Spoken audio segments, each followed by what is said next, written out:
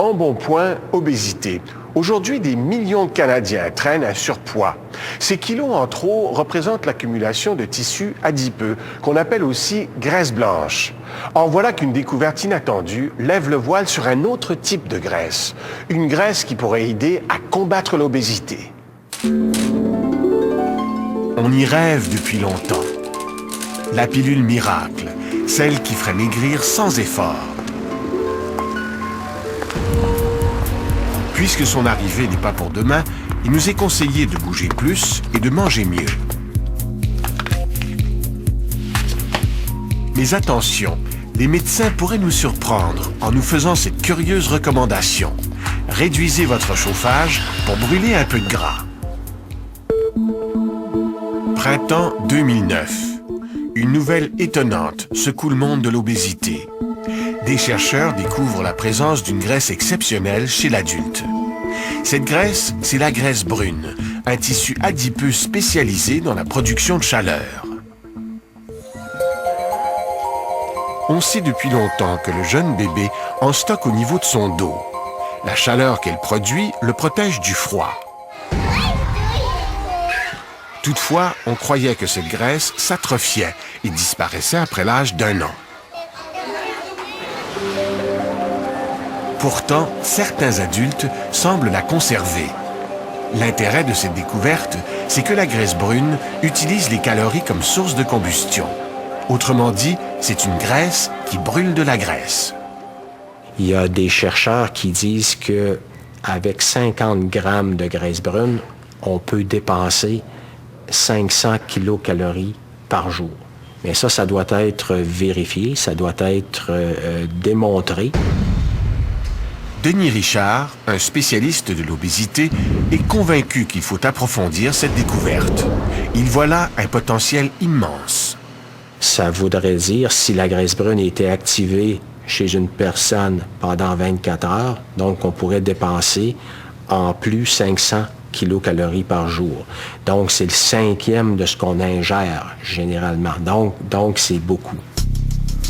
Après l'exercice, imaginez que cette graisse, une fois activée, puisse brûler d'autres calories, sans aucun effort. Rêve ou réalité? C'est derrière ces murs qu'on va explorer la graisse brune. On veut savoir si elle peut faire maigrir. Une expérience unique au monde. Au cœur des travaux, cette curieuse combinaison inspirée de l'habit des pilotes de chasse américains. Avec quelques modifications, la combinaison devient une clé qui active la graisse brune. Il n'y a rien de mieux qu'un habit de super-héros pour faire de la recherche intéressante. C'est un système qui est conçu avec un vêtement élastique dans lequel on a un système de tubulure. Puis dans ce système de tubulure-là, avec un bain refroidissant, on est en mesure de faire passer de l'eau à différentes températures. François Hamman est physiologiste et spécialiste du métabolisme humain à l'Université d'Ottawa. Sa mission, trouver la meilleure façon d'activer la graisse brune. Ça nous permet de contrôler de façon très, très précise la température de l'individu. Puis ça nous permet de reproduire aussi de façon précise d'une expérience à l'autre. Le temps d'une expérience, ce volontaire met sa graisse brune au service de la science. On lui installe des capteurs de chaleur. Contrairement au jeune bébé, chez l'adulte, la graisse brune se loge principalement au pourtour du cou, sous les clavicules et près des vertèbres. Pour l'instant, il n'existe qu'une seule façon d'activer la graisse brune. C'est en l'exposant au froid. Quand on utilise l'habit, on va diminuer la température de la peau d'uniquement 3 degrés. Ce que ça nous permet de faire, c'est de créer un frisson très, très minime. Donc, on n'a pas beaucoup de mouvement au niveau de l'individu, mais c'est suffisant pour avoir les effets escomptés. Donc, on a une stimulation de la graisse brune sans activité musculaire extrême. Invisible à l'œil nu, on a recours à la médecine nucléaire pour visualiser la graisse brune. Ça va bien? Il frissonne pas trop? Après 90 minutes dans cette combinaison refroidissante, on lui injecte du sucre radioactif.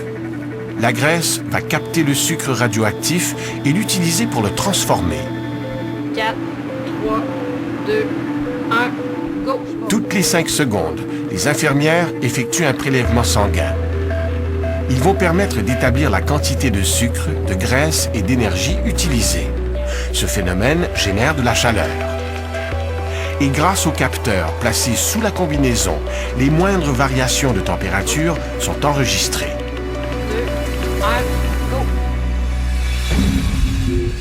Pour comprendre comment la graisse brune génère de la chaleur, il faut plonger au cœur de la cellule graisseuse.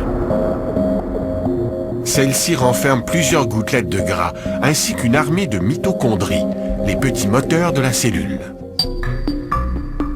La gouttelette de gras libère des acides gras. Lorsqu'ils pénètrent dans la mitochondrie, ils sont transformés. Dans la membrane interne, on retrouve une protéine, la découplante 1. Une fois activée, une réaction se produit et génère de la chaleur.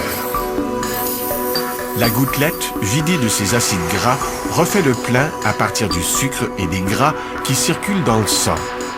C'est ainsi que la cellule de graisse brune assure son approvisionnement à même nos surplus.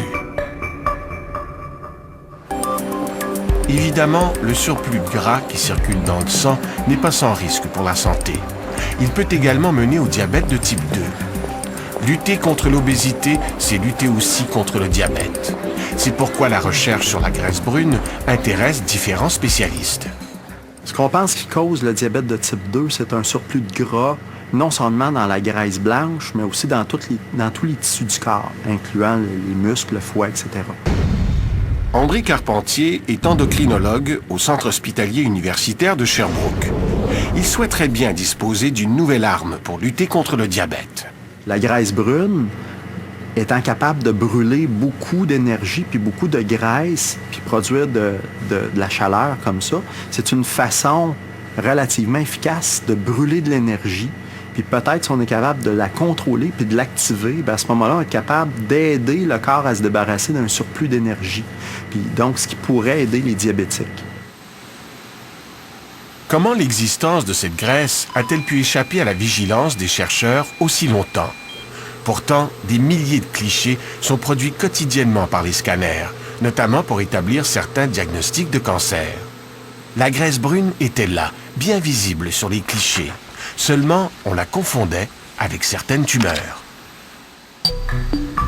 Par exemple, sur ce cliché, les zones de graisse brune apparaissent surtout au niveau du cou. Ici, sur le même cliché, c'est une tumeur qu'on voit, un lymphome au niveau cervical. En médecine nucléaire, graisse et tumeur captent le sucre radioactif de la même manière. Une situation délicate, selon le docteur Éric Turcotte. Qu'est-ce qu'on voit au niveau du cou correspond bel et bien à de la graisse brune ou c'est encore du cancer qui mériterait des traitements de chimiothérapie supplémentaires? Ces clichés représentent une véritable mine d'or. En les scrutant, on découvrira qui a su préserver sa graisse brune. Denis Richard et les docteurs Carpentier et Turcotte ont donc décidé d'analyser le dossier de 4800 anciens patients. C'est l'étude la plus exhaustive jamais produite à ce sujet.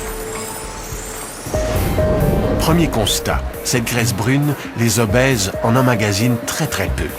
Comment expliquer cela? Pour l'instant, c'est un mystère. Autre constat, la graisse brune a été observée chez environ 7% des patients étudiés. Elle était active spontanément, sans qu'on ait eu à la stimuler de manière artificielle. On s'est rendu compte, entre autres, notamment que plus on est jeune, plus on semble en avoir. Plus on est mince, plus on semble en avoir. Les jeunes femmes en ont davantage que les jeunes hommes, mais la différence entre les deux sexes semble s'atténuer avec l'âge. Autrement dit, les personnes de 50 ans dans les deux sexes ont à peu près les mêmes niveaux de graisse brune. Mais plus jeunes, il semble y avoir une différence. Autre constat, cette étude démontre, sans grande surprise, que la graisse brune est plus active en hiver. Pourrait-on imaginer une thérapie par le froid pour réveiller cette graisse et lui faire brûler quelques kilos? L'idée est séduisante. Les premiers résultats, observés sur des volontaires, sont encourageants. Mais il faut poursuivre les recherches. Pour Denis Richard, réactiver la graisse brune des obèses et des diabétiques est le défi qu'il voudrait relever. Pour le docteur André Carpentier, cette graisse pourrait devenir un traitement d'appoint contre le surpoids. Pour François Hamad, il faut d'abord trouver comment activer la graisse brune au maximum pour faire maigrir. Et c'est ensemble qu'ils comptent percer le mystère de la graisse invisible.